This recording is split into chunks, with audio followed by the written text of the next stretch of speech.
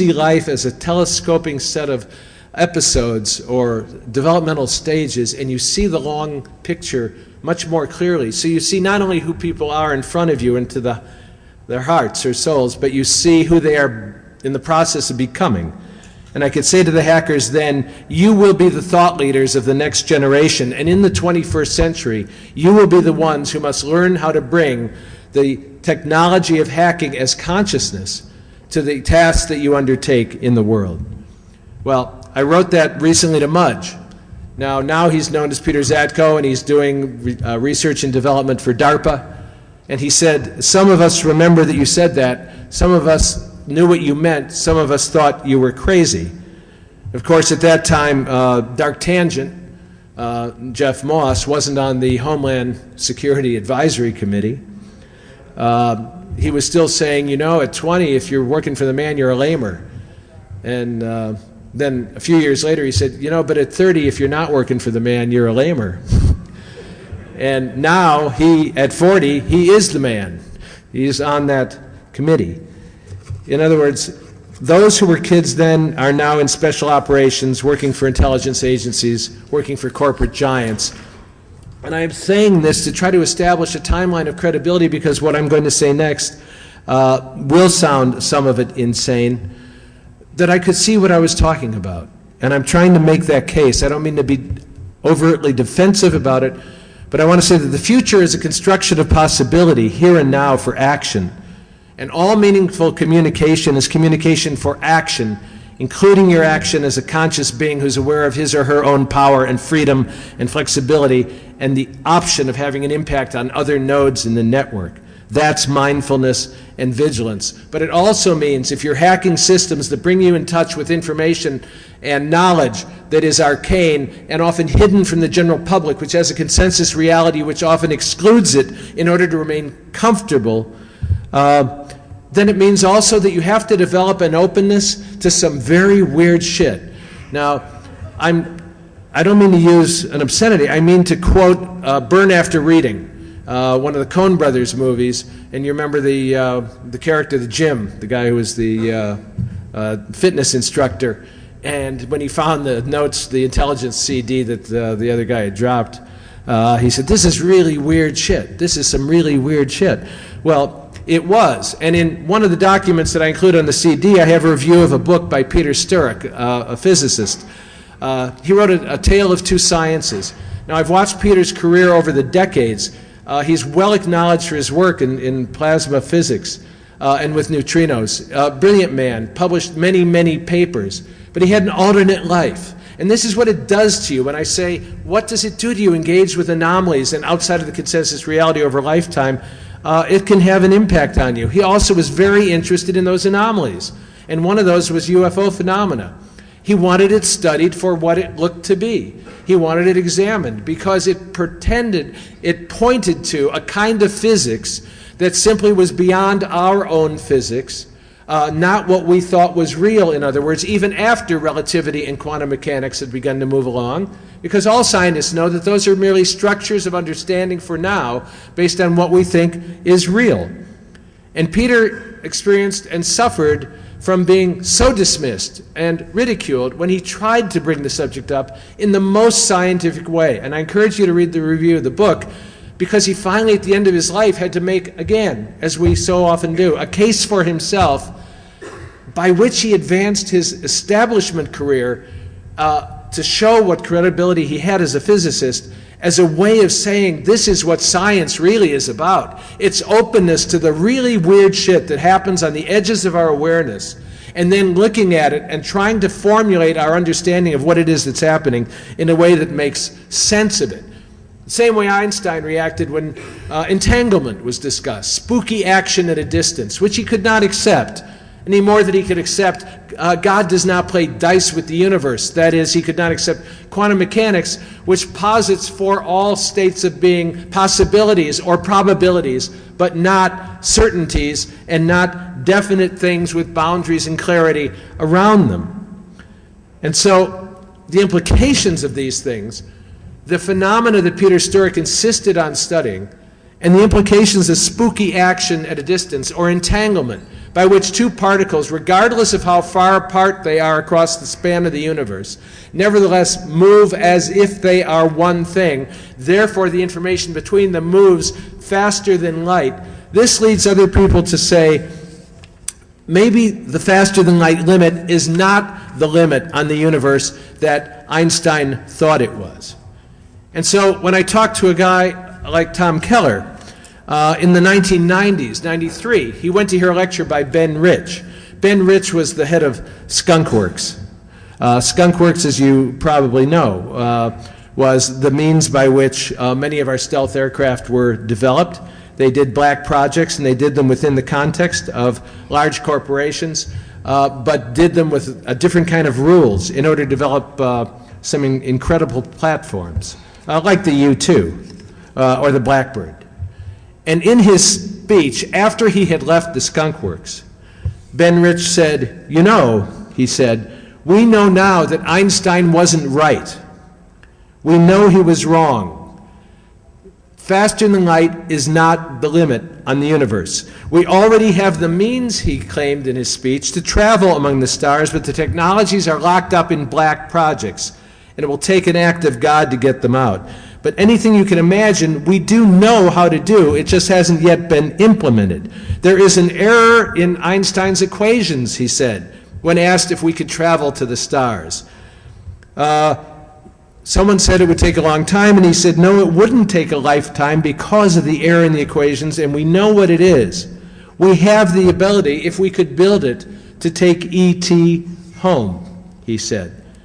And then he added the obvious. If anyone has observed the phenomena to which Peter Sturrock refers, we will never get to the stars using chemical propulsion. It will not be action-reaction, blowing gas out of our ass in order to move forward against the propulsion. We will develop a new system, he said, a new technology, and find out exactly where Einstein went wrong so that we can do it. And when he was asked, "Well, what equations are you talking about?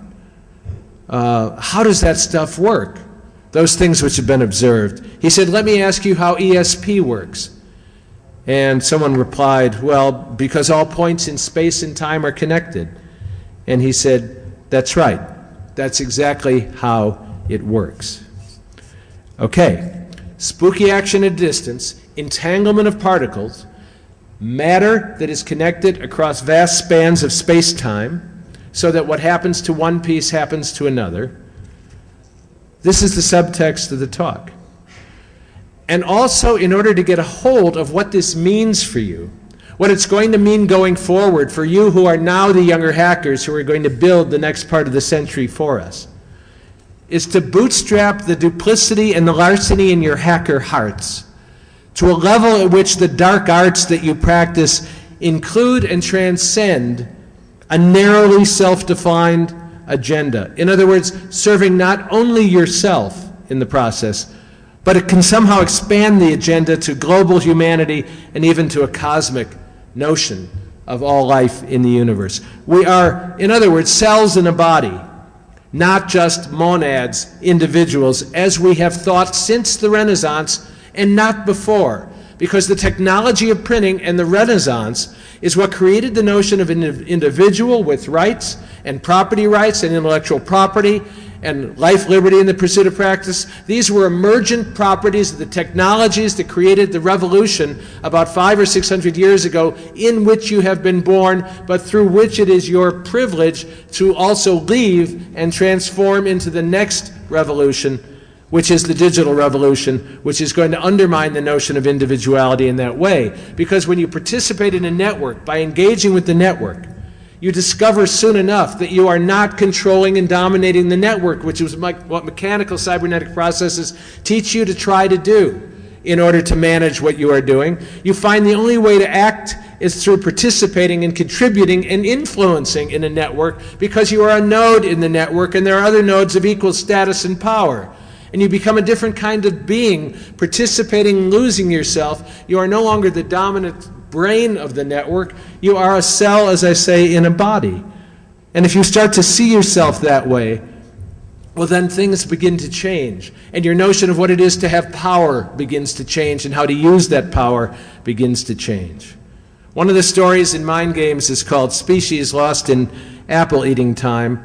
It's one of my favorite stories. It's very short, but it simply takes a look at what it is in the universe that would happen if every aperture through which sentient life comes to understand itself, i.e. the human aperture is one, but you know that where life can happen, it does happen, and there is life throughout the universe, intelligent and sentient.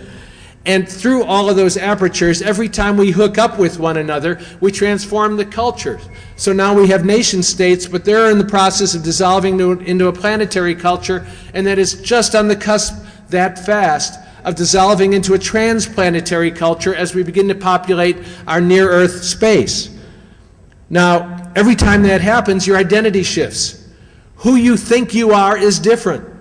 In the same way that your identity really does shift when you engage with a system that you hack, because in the process of watching your mind in its luminous, candescent way, late at night when nothing else is happening, but you suddenly stand back and see yourself almost fused with that system, it changes who you think you are, because the cognition that you have extends into and even influences unconsciously the dynamics of the system itself. One of the things that was discovered that led the CIA to start looking at remote viewing and psychic phenomena was also psychokinesis.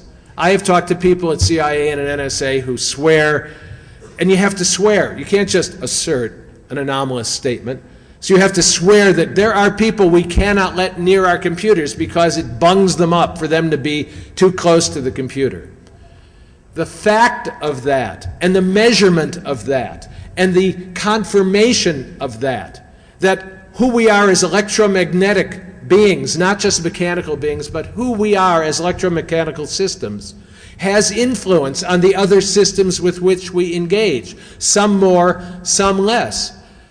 But don't you see that the point is, as you become conscious that that is you, that's what you are, most essentially are and do in the process of hacking, and that it has that impact, as you can back up and observe where in the brain, where in your consciousness, back here somewhere, medulla oblongata, around the sides, as it were, in high context cultures, you experience yourself knowing with a different kind of knowing, and you experience yourself more able to manage the effect. And then those are the people that the CIA and the NSA and some others invited into the programs to explore remote viewing, which is really clairvoyance according to protocols, designed to enable us to see things clearly in other places without being there. Sounds like telepathy. It is like telepathy. How does it happen, Ben Rich said? Because time and space are a continuum. You see, these are not just crazy concepts. These are emergent concepts of necessity coming from the thought and science and reflection that we are doing. So to reiterate what I said 15 years ago, that hacking is practice for a transplanetary life in a self-consciously transhuman biomechanical future, I mean this now more than I ever meant it 15 years ago. And that's why hacking, to be worthy of the name, as I said last year, has to go beyond information hacking and communication systems, and it must include biohacking. I mean, it must include biohacking. Biohacking is increasingly going forward not an option for a hacker if he or she really wants to do the work of hardcore, black hat, white hat, call it what you want, hacking. Now things, because of the information revolution, are moving faster and faster. They really are moving faster in all domains. Now 15 years ago, when I talked about what was coming in technology, I could count on a time period of a couple of years before the normal media caught up and understood what I was saying and could write about it. I did a talk last year on biohacking, and I thought it was kind of forward-looking in terms of how quickly the cost of doing your own artificial life or genetic engineering experiments had come down, and how in collaboratories you could use biobricks, which Ted Knight and others at MIT have built into module laboratories so that you don't have to do everything from the beginning, just like script kiddies, downloading modules and hitting strike. I thought I was a little ahead of the game. The next week, my Economist came in the mail, and there was a 2-page story on biohacking. And they also cited all of the same kinds of people and kinds of concerns that I had. And that, other than realizing it was time to retire, what that told me, quite seriously, was that it is almost impossible, where information is moving so quickly,